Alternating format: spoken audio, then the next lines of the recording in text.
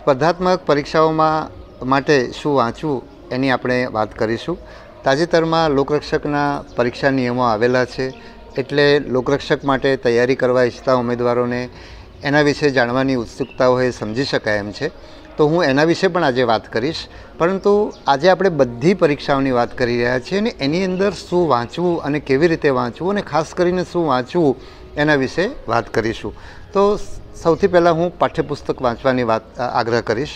અને હું પાઠ્યપુસ્તક વાંચવાનો આગ્રહ એટલા માટે કરું છું કે પાઠ્યપુસ્તકો છે એ જુદી જુદી ઉંમરના બાળકો માટે બનાવેલા હોય છે, જેથી કરીને એને બધા વિષયો શીખી શકે, એની સમજ એનામાં વિકસી શકે એવી સરળ ભાષામાં એને બનાવેલા હોય છે. એટલે શાળા કક્ષાએ જે વિદ્યાર્થીઓ ભણે છે અને ભવિષ્યમાં એ લોકો જુદી જુદી વિદ્યાશાખાઓમાં ભણવા જાય, કોઈ એન્જિનિયરિંગમાં જાય, કોઈ મેડિકલમાં જાય, કોઈ વિજ્ઞાન શાખામાં જાય, કોઈ વાણિજ્યમાં જાય, કોઈ આર્ટ્સમાં જાય, તો એના પાયાની અંદર જે બધા વિષયો છે પહેલાં એકવાર ભણાવી દેવામાં આવે અને પછી એ લોકો સ્પેશિયલાઇઝેશનમાં આગળ જુદા જુદા ક્ષેત્રમાં ભણી શકે. વિજ્ઞાનમાં ભણનાર વિદ્યાર્થીની પાસે પણ આર્ટ્સનું અમુક જ્ઞાન હોવું જોઈએ, એન્જિનિયરિંગમાં ભણનારને પણ જીવ વિજ્ઞાનનું જ્ઞાન હોવું જોઈએ અને કેટલું હોવું જોઈએ એની વાત આ પાઠ્યપુસ્તકોના માધ્યમથી બધાને શીખવવામાં આવે છે. એટલે તમારો પાયો બનાવવા માટેનું આ કામ છે. એટલે પાઠ્યપુસ્તકો જ તમે વાંચ્યા હશે તો પાઠ્યપુસ્તકોની બહારનું પણ જો પૂછાશે તો તમે આ તમારું જે વાંચન કર્યું છે એ વિષયની તમે જે સમજ વિકસાવી છે એના આધારે તમે જવાબ આપી શકશો. બીજું, તમારે પાઠ્યપુસ્તકોની બહાર ઊંચા સ્તરના પુસ્તકો પણ જો વાંચવાના હોય તો એના પાયાની અંદર તમે વાંચેલા પાઠ્યપુસ્તકો બહુ ઉપયોગી થશે. દાખલા તરીકે કોઈ વિજ્ઞાન વિદ્યાશાખામાં ભણે છે અથવા તો તમારી સ્પર્ધાત્મક પરીક્ષાની અંદર વિજ્ઞાનની અંદર અઘરી બાબત પૂછાય છે, તો એના માટે તમારે એક વધારે ઉપરના સ્તરનું પુસ્તક વાંચવું પડે, તો એની અંદર નીચેના સ્તરના વાંચેલા પુસ્તકો, પાઠ્યપુસ્તકો જે છે એ તમને બહુ ઉપયોગી થશે. હવે પાઠ્યપુસ્તકોમાંથી કયા પુસ્તકો વાંચવા? તો આપણી પાસે જીસીઆરટી અને એનસીઆરટી બંનેના વિકલ્પ છે. તો જીસીઆરટીની ગુણવત્તા કરતાં એનસીઆરટીની ગુણવત્તા પ્રમાણમાં ઘણી સારી છે, તો આપણે એનસીઆરટીના પુસ્તકો વાંચવા જોઈએ.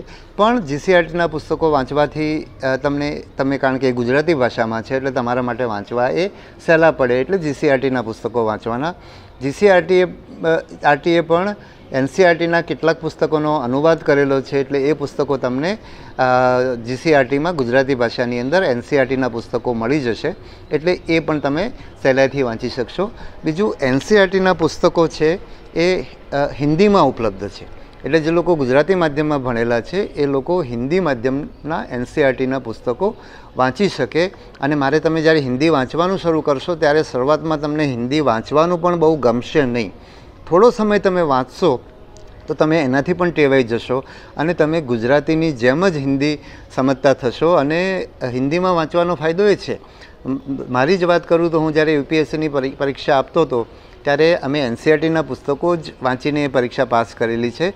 અને શરૂઆતના સમયમાં પહેલાં મેં અંગ્રેજીમાં વાંચ્યા અને પછી જ્યારે મને ખબર પડી કે આ પુસ્તકો હિન્દીમાં પણ ઉપલબ્ધ છે, તો જ્યારે મેં હિન્દીમાં વાંચવાના શરૂ કર્યા ત્યારે મારા માટે યાદ રાખવું વધારે સહેલું બનેલું, કારણ કે હિન્દી આપણી પરિચિત ભાષા છે, એટલે તમે હિન્દીમાં પુસ્તકો વાંચી શકો.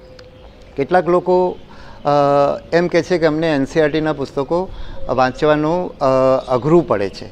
તો હમણાં મારી પાસે એક તલાટીની પરીક્ષામાં પાસ થયેલા બેન આવેલા અને એમણે એમ કહ્યું કે એમણે એનસીઆરટીના હિન્દીમાં પુસ્તકો વાંચ્યા અને એમણે એવું કહ્યું કે આ પુસ્તકો વાંચવા એટલા સહેલા પડે છે કે જે સાવ ઓછું ભણેલા લોકો પણ હોય એ વાંચે તો એને સમજાઈ જાય એવા પુસ્તકો છે અને એ વાંચવાની એટલી બધી મજા આવે છે. આ એક તમારા જેવા જ વિદ્યાર્થી બેને વાત કરેલી છે.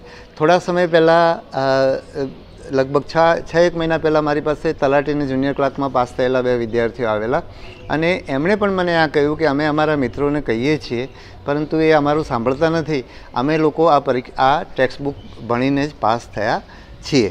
પણ મારે ખાસ તો એ કહેવાનું છે કે આ પાઠ્યપુસ્તકોનો તમે પ્રયત્ન કરશો અને કોઈ પણ વિષય તમે જ્યારે શરૂમાં લેશો, મારે તમને એ પણ કહેવું છે કે કોઈ વિષય એવો હશે, કોઈકને વિજ્ઞાન નથી ગમતું, કોઈને ઇતિહાસ નથી ગમતું, કોઈને રાજ્યશાસ્ત્ર નથી ગમતું, તો એ વિષય જ્યારે તમે શરૂઆત કરશો ત્યારે તમને મુશ્કેલી પડશે. પણ જો તમે થોડો પ્રયત્ન કરશો તો પછી તમે એનાથી ટેવાઈ જશો અને કદાચ જે વિષય તમને ગમતો નહોતો એ વિષય તમને ગમવા માંડે એવું બની શકે. એટલે આ રીતે તમે પાઠ્યપુસ્તકો વાંચવાનો પ્રયત્ન કરજો. બીજું શું વાંચવું શું ન વાંચવું એ તમને મારા જેવું કોઈ કહી શકે એવું જરૂરી નથી. હું તો તમને માર્ગદર્શન આપીશ. શું વાંચવું એ તમારે નક્કી કરવું પડશે અને એના માટે તમારી પરીક્ષા સમજવી પડશે, તમારી પરીક્ષાનો અભ્યાસક્રમ સમજવો પડશે અને અભ્યાસક્રમ કરતાં પણ એ પરીક્ષામાં પૂછાયેલા પ્રશ્નપત્રો તમે જોશો, ભૂતકાળમાં પૂછાયેલા પ્રશ્નો જોશો તો તમને ખબર પડશે કે આ પ્રશ્નનો જવાબ તમારે ક્યાંથી શોધવાનો છે, કઈ જગ્યાએથી મળે. એટલે એક બાજુ તમે પ્રશ્નપત્ર જોયા, સાથે સાથે તમે પુસ્તકો જોયા, એમ કરતાં કરતાં તમે તારણ ઉપર આવશો કે મારે આ વિષયની અંદર આ પુસ્તક વાંચવાનું છે. ઘણીવાર એવું પણ બનશે કે એ પુસ્તકમાં પણ બધો ભાગ તમારે વાંચવાની જરૂર નથી, એમાંનો અમુક ભાગ તમારે વાંચવાની જરૂર છે. અને જે લોકો નિબંધલક્ષી પરીક્ષા આપતા હશે એને તો ક્યારેક એક એક ટૉપિક વાઇઝ જુદા જુદા પુસ્તકો પસંદ કરવાના થશે. એટલે એ પ્રક્રિયા તમે જાતે જ કરતા રહેવી પડશે અને જેમ જેમ તમે કરતા જશો એમ એમ તમારી આવડત વધતી જશે કે તમારે કઈ જગ્યાએ કયો વિષય વાંચવાનો, કયું પુસ્તક વાંચવાનું છે, કેટલો ભાગ એમાંથી વાંચવાનો છે, એની આવડત તમારામાં વિકસતી જશે. એના માટે તમારે શરૂઆતમાં સમય આપીને એના માટેનો પ્રયત્ન કરવો પડશે. તમારા જે મિત્રો પરીક્ષા આપી રહ્યા છે એની મદદ લેવી પડશે. ભૂતકાળમાં જે લોકો પરીક્ષા પાસ કરી ગયા છે એની મદદ લેવી પડશે. બીજું, તમને તમારામાંથી ઘણા એ પ્રશ્ન પણ ઉઠાવી શકે કે પ્રશ્નપત્રોમાં સાતત્ય નથી હોતું. એ તમારી વાત સાચી છે કે જુદા જુદા બોર્ડના પ્રશ્નપત્રો જુદા જુદા હોય. ઇવન એક જ પરીક્ષા, લોકરક્ષકની પરીક્ષા તમે 2010થી અત્યાર સુધી જુઓ તો એમાં પણ શૈલી બદલાતી હોય, કારણ કે એના જે હોદ્દેદારો છે એ બદલાયેલા હોય, એટલે તમને એ મુશ્કેલી પડે. પણ પ્રશ્નપત્રો જુદા જુદા તમે વાંચશો ને, આગળ જતાં હું વાત કરીશ કે વાંચવાથી તમને કેવી રીતે ફાયદો થાય, પણ જુદા જુદા પ્રશ્નપત્રો વાંચીને તમારે એ નક્કી કરવાનું થશે. ને ખાસ કરીને જે નજીકના પ્રશ્નપત્રો છે, ઇવન યુપીએસસીની વાત કરીએ તો છેલ્લા 10 વર્ષમાં 2-3 વખત એની પદ્ધતિ બદલાઈ છે. અને એ પદ્ધતિ, પરીક્ષા પદ્ધતિ એટલા માટે પણ બદલતા હોય છે કારણ કે કેટલાક કોચિંગ ક્લાસ કે કેટલાક પદ્ધતિથી, કારણ કે અલ્ટિમેટલી ગોખીને વિદ્યાર્થી પાસ થાય એવું કોઈ બોર્ડ ઈચ્છતું નથી. એની ઈચ્છા તો એવી હોય છે કે માણસ વિચારશીલ હોય, સમજીને જવાબ આપે. કોઈ એક જગ્યાએ મતલબ એક કોચિંગમાં કે કશાકમાં તૈયારી કરીને એ જ કોચિંગ મુજબ બધા પાસ થઈ જાય, તો જે લોકો કોચિંગમાં ના જઈ શકે એને અગવડ ના થાય. એટલે કોઈ પણ બોર્ડ છે એ પ્રયત્ન એ કરતું હોય કે એનું પ્રશ્નપત્ર એકદમ સરપ્રાઇઝવાળું આવે અને ખરેખર જે વ્યક્તિ વિષયનો જાણકાર છે, જેણે સારી તૈયારી કરી છે, બચપણથી જે સારું ભણ્યા છે, જેનું મગજ સારું છે, જેનું વિચારવાનું થિંકિંગ સારું છે, જેનું તર્ક સારો છે, આ બધી વસ્તુઓ સામેલ થાય એ પ્રકારે પરીક્ષા જુદા જુદા લોકો લેતા હોય છે. પણ છતાંય તમે જેમ જેમ પ્રશ્નપત્ર જોતા જશો એમ એમ તમારી એ વિશેની આવડત વિકસતી જશે અને એમાં હજુ આગળ જેમ જેમ હું વાત કરીશ એમ તમને સમજાશે. તો એમાં જ દાખલા તરીકે વાત કરું કે તમે અને હા, હવે એની સાથે સાથે હું તમને એ કહીશ કે ઘણું બધું સાહિત્ય ઇલેક્ટ્રોનિક્સ મીડિયા ઉપર અવેલેબલ છે, યુટ્યુબ પર અવેલેબલ છે, ગૂગલ પર ઉપલબ્ધ છે. એ બધા સાહિત્યનો પણ તમે સારો એવો ઉપયોગ તમારે કરવો જોઈએ. એટલે ધારો કે પ્રશ્નપત્રની વાત કરીએ તો તમે પ્રશ્નપત્ર લઈને બેસો અને એ પ્રશ્નપત્રને તમે, એ જે પ્રશ્ન છે એને તમે ગૂગલ ઉપર સર્ચ કરશો તો તમને એમનો જવાબ મળી જશે. ગૂગલ અત્યારે હિન્દીમાં પણ આવે છે. ઇવન હવે તો એવું પણ જોવા મળે છે કે હિન્દી અનુવાદ કરવાની પણ એમાં વ્યવસ્થા છે. એટલે તમે એનો હિન્દી અનુવાદ કરીને ગૂગલમાંથી પણ તમને ઘણું બધું સાહિત્ય મળશે. એટલે પહેલું સોર્સ આપણે પાઠ્યપુસ્તકોની વાત કરી, બીજું સોર્સ આપણે તમારી પોતાની બનાવેલી નોટ, તમારા મિત્રોએ બનાવેલી નોટ, જૂના વિદ્યાર્થીઓએ બનાવેલી નોટ, એની વાત કરી, ત્રીજી આપણે ગૂગલની વાત કરી. હવે તમે જે પ્રશ્નનો ગૂગલમાં જવાબ મળશે તો એની સાથે સાથે તમારું ઘણું બધું આગળનો વિકાસ છે. એણે જે જવાબ આપ્યો છે, સાચો જવાબ છે, એની સાથે સાથે જે ખોટા જવાબો છે એનું પણ તમે એનાલિસિસ કરશો, એને પણ તમે ગૂગલમાં સર્ચ કરશો તો તમે એમાંથી તમને ઘણી બધી માહિતી મળશે. અને એ જ રીતે યુટ્યુબની વાત કરું એની સાથે સાથે હું એ કહું કે નોટ્સ બનાવતા રહેવાની. એટલે તમે ગૂગલમાં કંઈ વાંચો છો તો એની તમારી રીતે નોટ્સ બનાવતા જવાની, જેથી કરીને તમારી પાસે એ તૈયાર થઈ જાય, કારણ કે એક વખતમાં તમને યાદ નહીં રહી શકે. પછીની વાત છે યુટ્યુબ ઉપર. તો યુટ્યુબ ઉપર ઘણું બધું સાહિત્ય ઉપલબ્ધ છે. કોચિંગ સેન્ટરોના જુદા જુદા વિષયના લેક્ચર છે, ઇતિહાસ છે, ભૂગોળ છે, એના બધાના લેક્ચરો પણ ઉપલબ્ધ છે. ઘણા લેક્ચરો તમારા લગભગ 50 કલાક, 60 કલાક, 70 કલાકની અંદર આખો એક વિષય પૂરો થઈ જતો હોય છે. પણ એની સાથે સાથે તમારે નોટ બનાવતા રહેવાનું, કારણ કે તમે ફરીને એ યુટ્યુબ ઉપર જઈને ફરી લેક્ચર એટલો લાંબો સમય સાંભળી શકશો નહીં. એટલે તમારે નોટ બનાવવાનો. દાખલા તરીકે વાત કરું, અને યુટ્યુબ પર તમે જ્યારે મટિરિયલ પસંદ કરો ત્યારે તમારે જોવાનું કે તમારા જે સામે વક્તા છે એ બહુ અસરકારક બોલનારા હોવા જોઈએ. બિનજરૂરી લાંબી એક પોઈન્ટની વાત કરવામાં 10 મિનિટ બગાડતા હોય તો એવું લેક્ચર સાંભળવાનો તમારી પાસે સમય નથી. તમારે ઓછામાં ઓછા સમયની અંદર વધુમાં વધુ માહિતી મળે, વધુમાં વધુ સમજ વિકસે એ પ્રકારના લેક્ચર. એટલે તમે થોડું સર્ચ કરશો, અડધો કલાક 15 મિનિટ 20 મિનિટ સાંભળશો, જુદા જુદા ભાગમાં સાંભળશો તો તમને ખબર પડી જશે કે આ વક્તા છે કેટલા અસરકારક છે. બીજું, જૂના મિત્રોને પણ પૂછશો તો તમને ખબર પડી જશે. એટલે યુટ્યુબ ઉપર ઘણું બધું સાહિત્ય ઉપલબ્ધ છે, એનો તમારે ઉપયોગ કરવાનો. ઘણીવાર નાના નાના વિડીયો છે, દાખલા તરીકે યુટ્યુબ પર તમે જોશો તો 10 મિનિટના વિડીયોમાં ભારતની નદીઓ વિશે આપેલું હોય છે. બીજું, યુટ્યુબની અંદર ઘણીવાર એ આખું નદીઓ છે તો એક એક નદી અંદર બતાવેલી હોય, એટલે તમને જોવાથી યાદ પણ સારી રીતે રહી જશે. એટલે યુટ્યુબના સાહિત્યનો પણ તમે સારી રીતે ઉપયોગ કરી શકો. એટલે એની તમારે નોટ બનાવતા જવાની.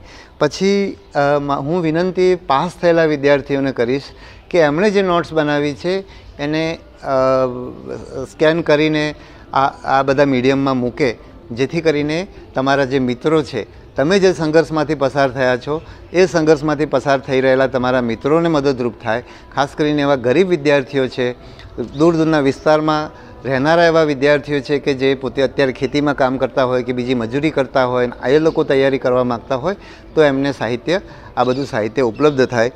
એ રીતે જીપીએસસી કે યુપીએસસીના જૂના પ્રશ્નપત્રો ને બધું ઉપલબ્ધ હોય જ છે. એ જ રીતે આપણી ગુજરાતની સ્પર્ધાત્મક પરીક્ષાઓના બીજી ક્લાર્કની સ્પર્ધાત્મક પરીક્ષા કે બીજી તમામ પરીક્ષાઓના આવું જે સાહિત્ય છે એ આપણે ઉપલબ્ધ કરાવવું એવું હું તમને વિનંતી કરું છું. બીજું, તમે જે નોટ્સ બનાવો છો એને તમારા મિત્રોને શેર કરવાની. મને આ 2-3 વિદ્યાર્થીઓ મળવા આવ્યા હતા, એમને મેં આ રીતે કહ્યું તો એમણે કીધું કે ના કોઈ વાત કરવા તૈયાર નથી, કોઈ પોતાનું સાહિત્ય આપવા તૈયાર નથી.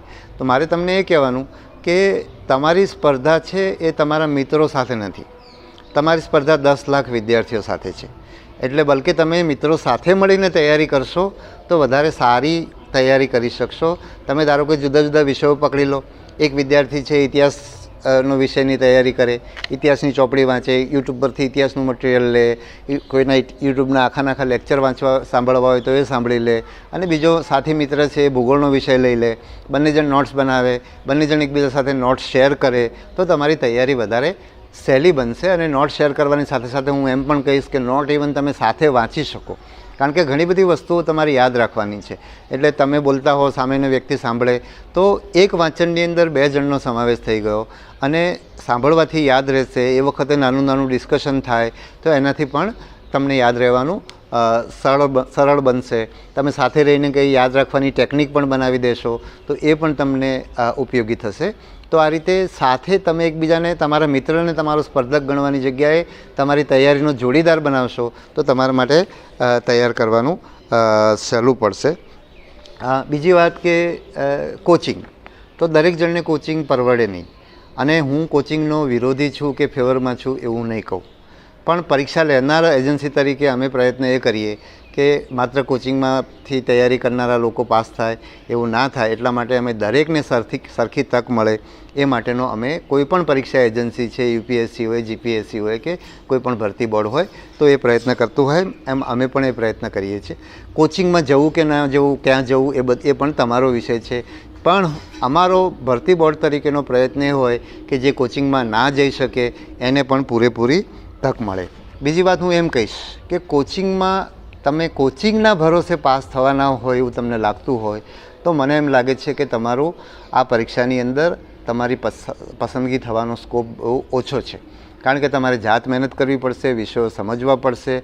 કોચિંગ કદાચ તમે કોઈ એવા તમારી સામે દાખલાઓ હોઈ શકે જે કોચિંગના આધારે પાસ થયા હોય, પણ એ લોકો કાં તો જાત મહેનત જલ્દી સફળ થયા હોય તો એનું કારણ એ છે કે એ લોકોએ સાથે સાથે જાત મહેનત કરી હોય.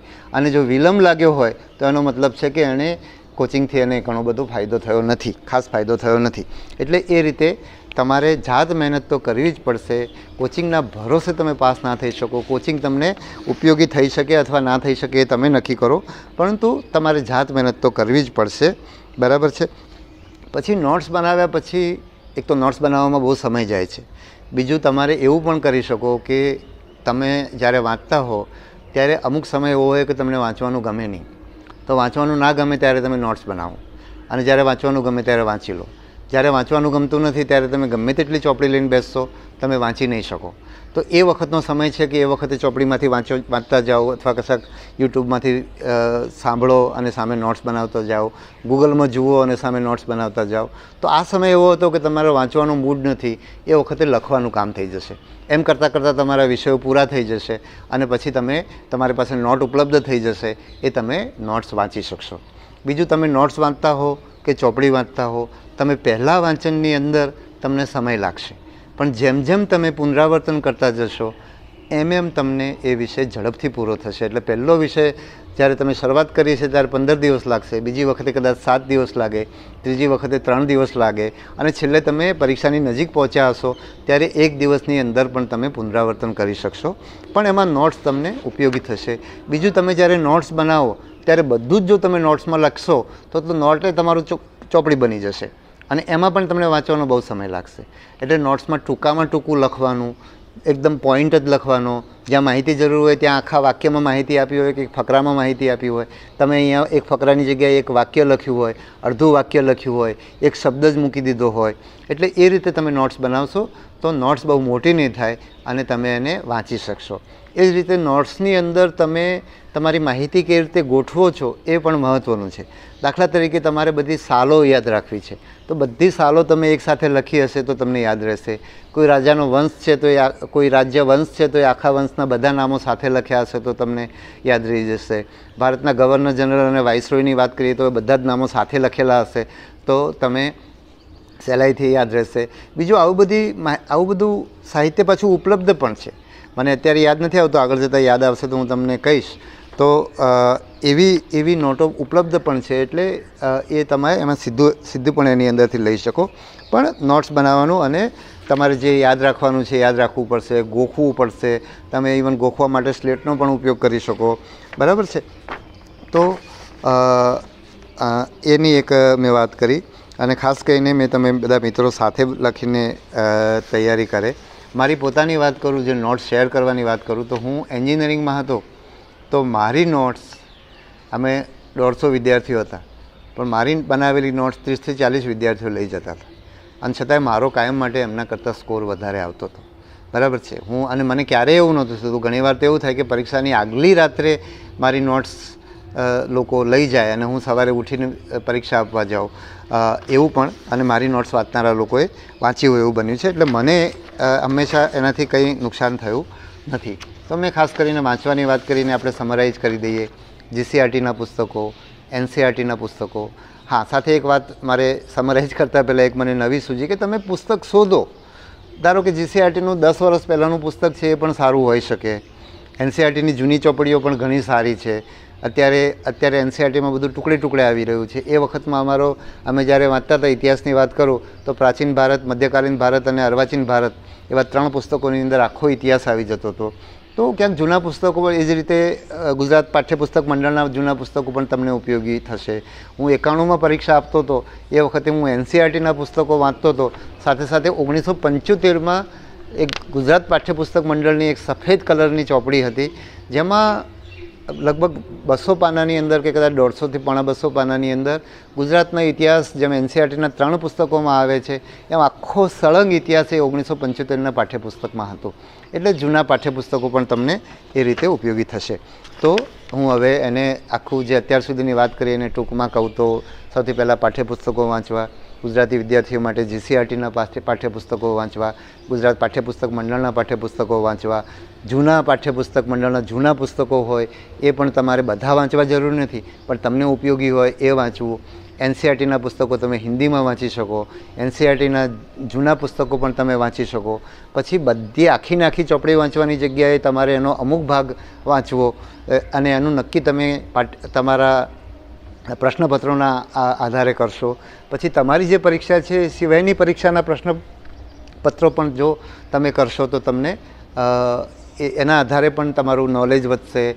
અને એ પ્રશ્નપત્ર કરો, એનો જવાબ ના મળે તો ગૂગલમાં શોધી લો, એના આધારે નોટ્સ બનાવો. તો આ પણ એક મહત્ત્વનો પોઈન્ટ હતો. ગૂગલના સાહિત્યનો ખૂબ બધો ઉપયોગ કરવો, યુટ્યુબના સાહિત્યનો ખૂબ બધો ઉપયોગ કરવો અને એમાંથી નોટ્સ બનાવી, જૂના વિદ્યાર્થીઓની નોટ્સનો ઉપયોગ કરવો, તમારે નોટ્સ બનાવી અને બીજા મિત્રો સાથે શેર કરવી. તો આ બધી જ વાત મેં અહીંયા ટૂંકમાં તમને સમરાઇઝ કરી છે.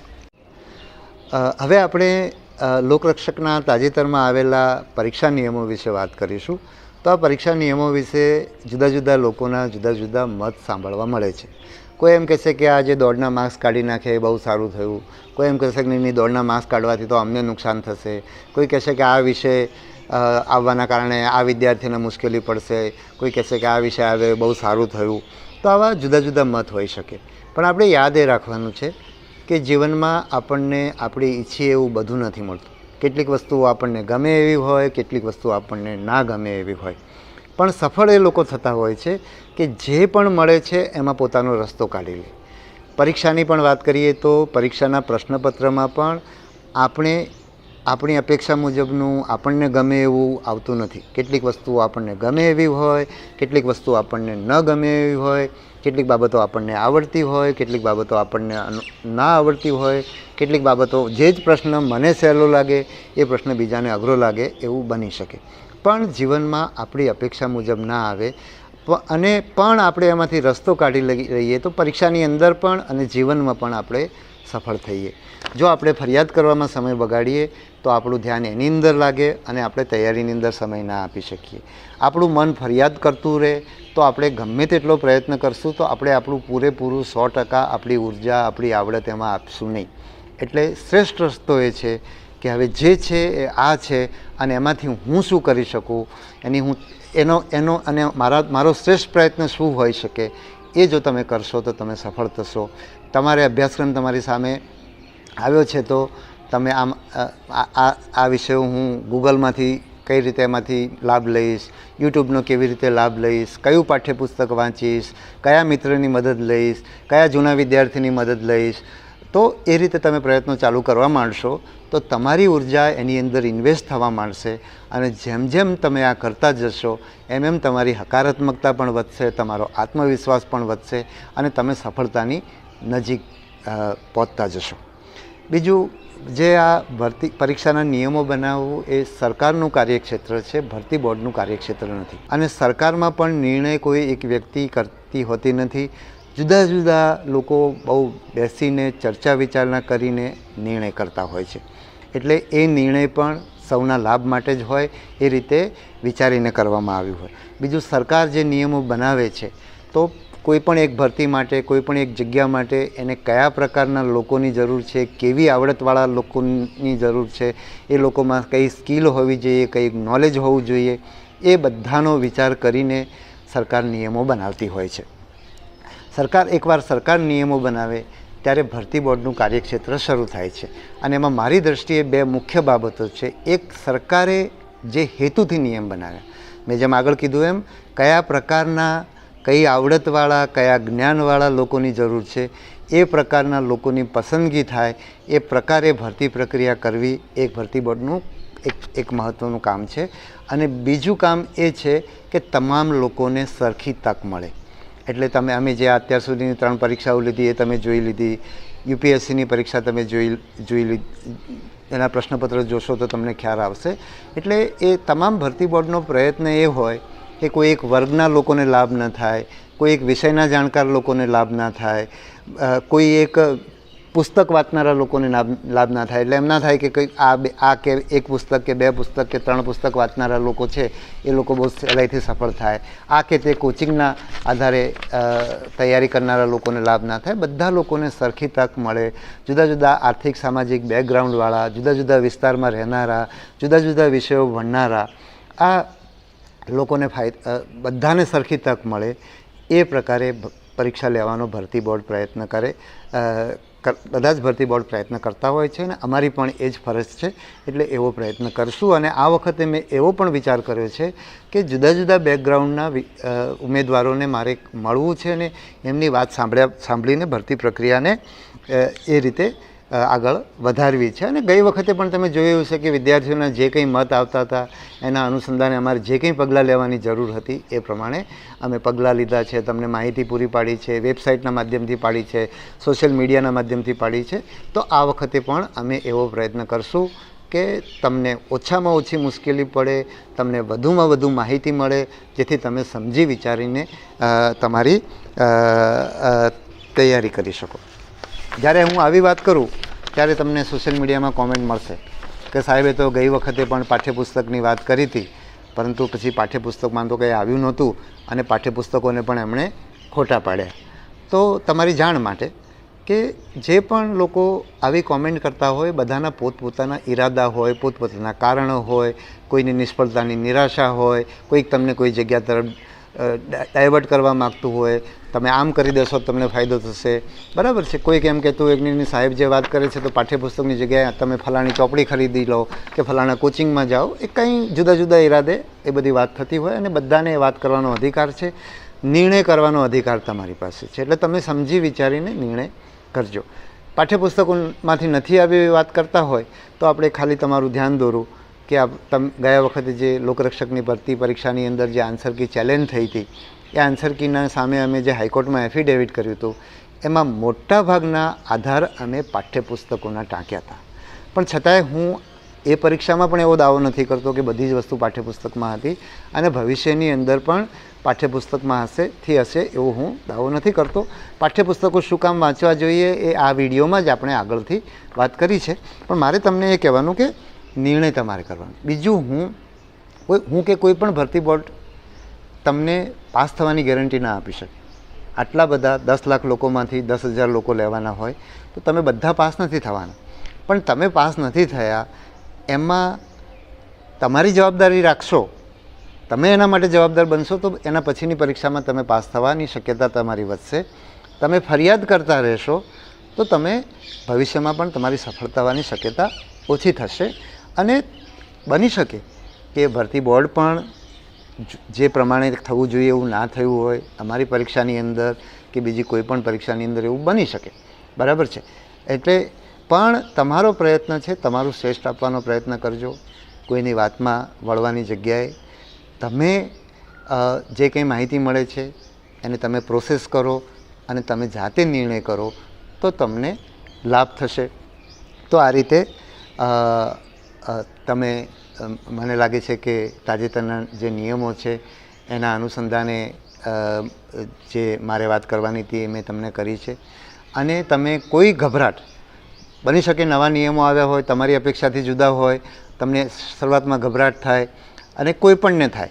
અને ખાસ કરીને તમે વિદ્યાર્થી અવસ્થા છે, તમે અમારા જેટલા સારા નરસા અનુભવો તમને થયા ના હોય એટલે તમને ગભરાટ થાય એ સમજી શકાય છે. પણ કોઈ પણ વસ્તુ, કોઈ પણ નિર્ણય ગભરાટમાં કરવાની જગ્યાએ, બરાબર છે, કે હવે તો કોચિંગ વિના પાસ થવાશે જ નહીં, બરાબર છે, એવું વિચારવાની જગ્યાએ, બરાબર, થોડું સમજી વિચારીને તમે નિર્ણય કરશો તો તમને ફાયદો થશે, બરાબર. તો તમારે કોચિંગ કરવું ના કરવું, કયા વિષયનું કરવું, કેટલું કરવું, એ બધો નિર્ણય તમારે જાતે કરવાનો છે. મેં કહ્યું કે, એટલે હું કહું છું, ભરતી બોર્ડ વતીથી કહું છું કે અમે લોકો સૌને સમાન તક મળે એ રીતે ભરતી કરવાનો પ્રયત્ન કરશું. ગભરાયા વિના તમે તૈયારી કરો, તમે ચોક્કસ સફળ થશો. તમારી માહિતીના આધારે તમારા જે કંઈ મનમાં પ્રશ્ન હશે એ પ્રશ્નનો અમે જુદી જુદી માધ્યમથી જવાબ આપશું. દરેક વિદ્યાર્થીને કદાચ મળવાનો અમને સમય ના હોય, પણ ઘણા બધા વિદ્યાર્થીઓને મારે મળવાની ઈચ્છા છે. હું એનો રસ્તો પણ કઈ રીતે કરવું એ જોઈ લઈશું અને સરસ રીતે તમે લોકો પરીક્ષામાં સફળ થશો. તમારો શ્રેષ્ઠ પ્રયત્ન કરો, અમે અમારો શ્રેષ્ઠ આપવાનો પ્રયત્ન કરશું અને પછી પરિણામ છે આપણે કુદરત ઉપર છોડી દઈશું. અને મને પૂરેપૂરી શ્રદ્ધા છે કે આ ભરતી હોય કે બીજી કોઈ પણ ભરતી હોય, આજે આપણે જે વાત કરી છે એ મુજબ તમે પ્રયત્ન કરશો તો ભરતીમાં સફળ થશો, જીવનમાં સફળ થશો, બરાબર. ભરતીમાં સફળ ના થાવ તો પણ જીવનમાં સફળ થશો એમાં મને કોઈ શંકાને સ્થાન નથી. તમે સૌ યુવાન છો અને મારે ખાસ એવું કહેવું છે, ઘણા બધા લોકો એવું કહેતા હોય છે કે આજકાલ તો યુવાન બગડી ગયા છે, એનામાં આમ છે, મોબાઈલ મંત્ર્યા કરે છે, આમ કરે છે, તેમ કરે છે. હું તો દરેક સમયે યુવાન પેઢીને જોઈને બહુ રાજી થાઉં છું. મારા સમયમાં પણ, એના પછી પણ, જેમ જેમ હું મોટો થતો જાઉં છું એમ એમ જે યુવાનો મારી સામે આવતા જાય છે એ બધાની એનર્જી, એમની સમજ, એમના પ્રયત્નો, એમના સંઘર્ષો મને હંમેશા ખુશી આપે છે. એટલે મારી તમારી સામે કોઈ ફરિયાદ નથી, બલ્કિ તમને જોઈને મને પ્રેરણા થાય છે કે જેમ જેમ સમય બદલાય છે એમ એમ યુવાન ઉપર ને ઉપર વધતો જ જાય છે, એનું તેજ વધતું જ જાય છે. એટલે આ આખી પ્રક્રિયામાં તમે બહુ જ આગળ વધશો જીવનમાં એવી મને પૂરેપૂરી શ્રદ્ધા છે અને મારી શુભેચ્છાઓ તમારી સાથે છે. સૌને ખૂબ ખૂબ શુભેચ્છાઓ. ધન્યવાદ.